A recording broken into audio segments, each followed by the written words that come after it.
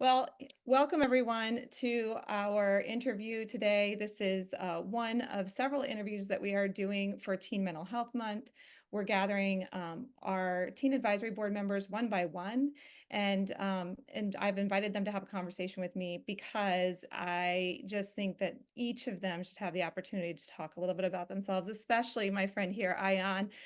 Ayan, thank you so much for being here and joining us in joining me in this conversation. I really am looking forward to letting the folks at home hear a little bit more about what you're up to.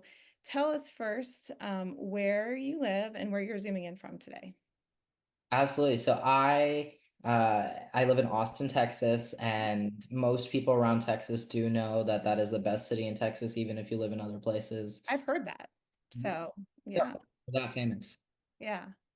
Okay, and what you're in high school? Yes, today was my first day of school, and I'm going into my 10th grade year. Nice. So first day of school went pretty well today. Yeah, actually excited. I think 10th grade's gonna be great. Great. Well, for a 10th grader, you are pretty busy outside of school, as probably as well as busy as you are in school. So why don't you tell us a little bit about your activities outside of school? Because of course, they're focused heavily on teen mental health. And so I just love to hear what you've been up to, what your passions are when it comes to mental health. Absolutely. I have always been really passionate about policy legislation. It's just always been something that fascinates me that, these things that we write, these things that we push, these things that people vote on have the power to change people's day-to-day lives. It's always been something that's fascinated me, and working with the government has always been something that's been incredibly important to me. I got my start in political activism and in policy and in all of that about 5 years ago now. Right before the pandemic started, I was diagnosed with very severe OCD and generalized anxiety disorder. And a lot of those experiences and what I went through, and it was arguably the toughest time of my life. And what I went through there has led me to where I am today. And I would say that it honestly helped me so much because it helped me become a stronger person, and it helped me grow community. It helped me make relationships. And having all that support that I did, the mental health resources that I did, I realized that many kids across the country don't have the same resources that I do and don't have access to the same support networks that I do. And I made it my goal from then that I would start advocating for other children's mental health. And so to kind of get my foot in the door in the policymaking space, I worked on a few different other issues and like state legislation on like public health and all. And that really helped me meet people. And I knew my ultimate goal would be mental health and suicide prevention advocacy. That was the ultimate goal for me. But I knew I had to get my foot in the door. I had to learn about policy. I had to make those connections. I had to get people to know who I am, right? Like, who is this 11-year-old who thinks he can do all of this, right? I had to make sure that people knew that, hey, I'm 11, but I can do just as much as anybody else, and I'm still here to learn and work with you. And people found out, and some of the advocacy that I started doing in the very beginning, like it was picked up by the Surgeon General of the United States, and he mentioned me in White House press conferences, right? And so it's like from then, that's really what hit it for me was like, wow, like I have this incredible opportunity. I have this incredible power to help people, and I'm going to use it for good. And it's been something that I've struggled with as well throughout my advocacy, is like balancing my mental health and advocacy as well. Because a lot of times I see that any free time that I have, I try to fill it with some sort of work, and some sort of advocacy.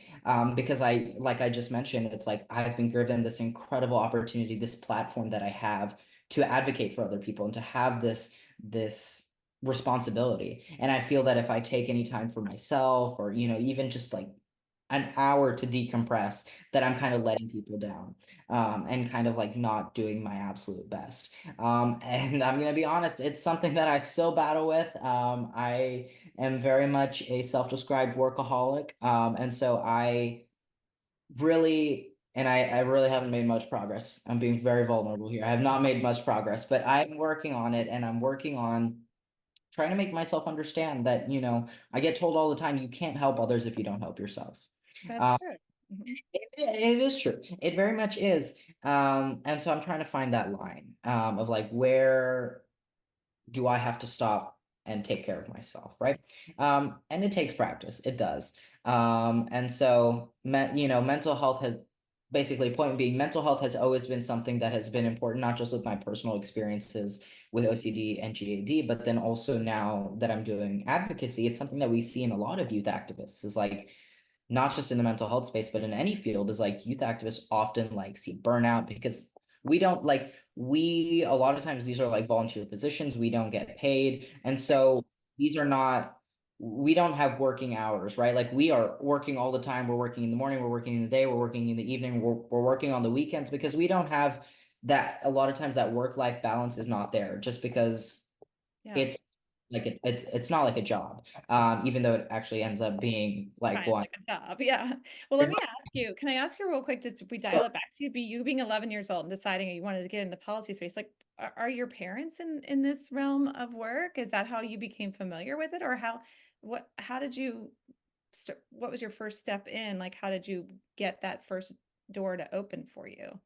I always when people ask me, I always say it's very much a blur. Like I always say that I didn't pick the policy space, like it very much picked me, like, and that's the way it always is. But if I had to nail it down, like no, my parents are not in this space at all. Like they're involved in volunteering in the community and all, Sure. but Yeah. never politics, never Okay. policy. Okay. It was really something that, during the pandemic, while I was going through all that I was going through, we started to set a routine. And our routine would include 5 o'clock watching CNN for an hour, Aaron Burnett, and we turn on Aaron Burnett, we watch the news, know what's going on with the pandemic and everything. Right. And then 6 o'clock we'd turn on Modern Family, one of my favorite sitcoms. Right. And then we'd go on a walk. And so like we had this routine. So like the news and politics kind of became a part of my everyday routine. Yeah. And I think, watching people like Anderson Cooper and all these like people that I thought were like so cool, and I still do think they're really cool. That's really what inspired me to get into this space. And so then from there, I really got, I tried to find people that like I knew that could help me get into this space.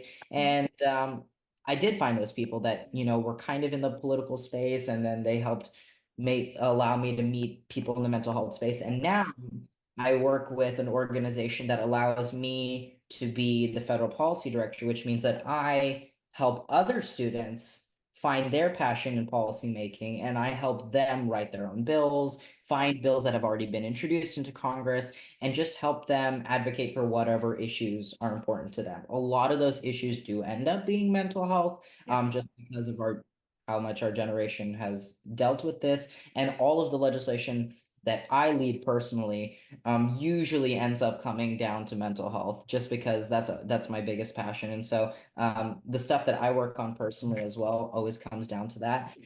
For example, one of the pieces of legislation that I've spoken with you about that we're working on is the Raising Awareness for Youth Suicide Prevention Act. And basically what it would do, it would require middle and high schools that are receiving money from the federal government to have some sort to have 988 contact information, the contact information from the National Suicide Prevention Lifeline, crisis text line, and a local suicide prevention resource on the back of student IDs. And so we found that things like this can really help students have awareness about, resources that are available to them. I think one of the most critical things in regards to mental health is that we don't talk about it enough, especially in schools, Sure. right? Like we talk about it, we've started to have these conversations more like between you and I, like outside in the community, and like people are hearing about it, people know about it.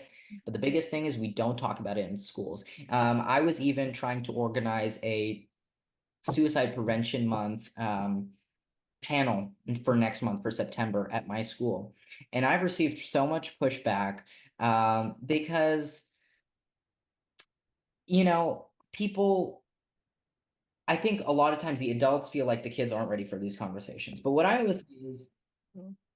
kids already know about mental health. Kids already know about these issues, right? They just need to be educated about it. And when we have these conversations, then we allow students to know that they're not alone, that there are other people going through this, and that they can come forward and seek help, and that they know where to go for help, right? Those are the most important things. We Right. don't want kids to feel like, I can't talk about this. This is Right. not something to bring up. Because a lot of times what we've seen is, like, even the Surgeon General talks about this, loneliness, right? Is that loneliness aspect when you feel like you're alone in this and that you can't talk to anybody else.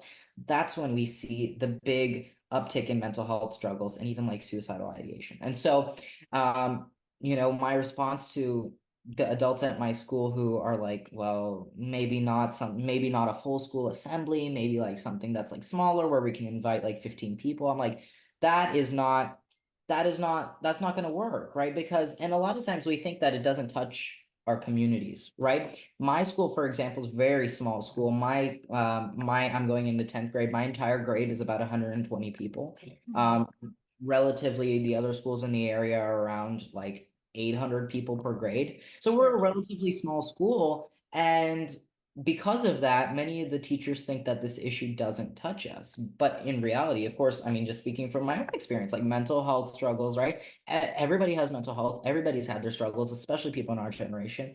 And even if you look at, like, I was trying to organize a suicide prevention panel. So even if you look at issues like suicide, then just a couple years ago, there was a suicide attempt on our campus, but no one talks about these things, Right. right? And Right. that's the biggest thing, the stigma.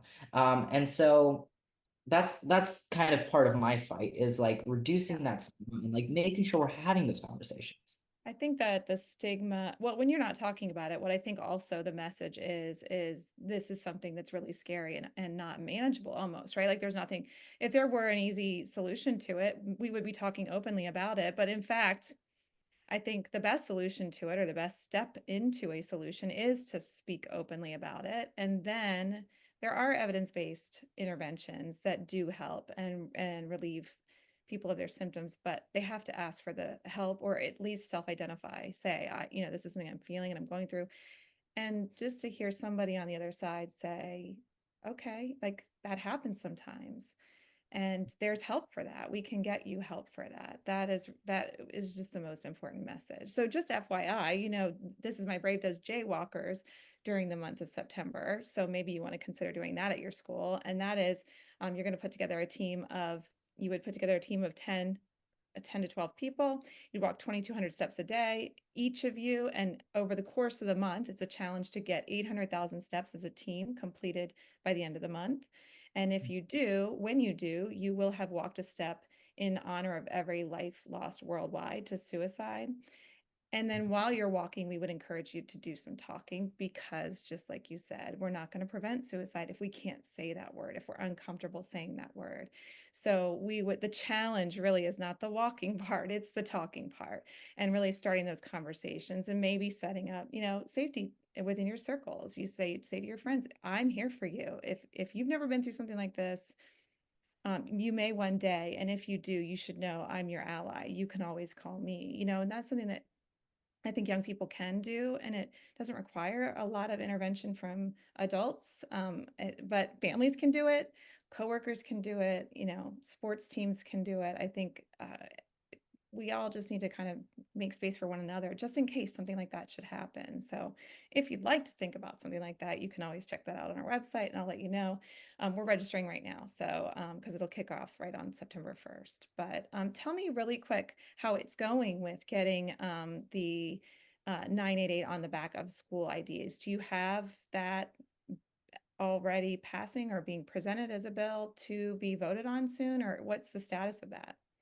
Yeah, so there was a very similar bill, that instead of applying to K through 12 schools, it applied to institutions of higher education. Now, that bill, I did not put forward personally. It has been put forward in the past several Congresses, and that one passed the Senate last Congress. And so we're seeing a lot of momentum around that Great. one. And I spoke with Mhm. the offices that worked on that, and I told them, we need to bring this down to K through 12 as well. Like, we have to, right? Like, this is something that ultimately very much needs to be had at that level as well, because we're seeing those issues at that level as well. And we've seen a lot of support about that. And so we have the bill ready. We're just nailing down people that are going to be a part of it. We're nailing down all the logistical stuff. I personally hope to have it introduced sometime in September, which would be great given the relevance as well. This has been something that has been in the making for so long now. I think I first like came up, like started sparked the idea of this bill. I think it's been exactly a year now. And so Okay.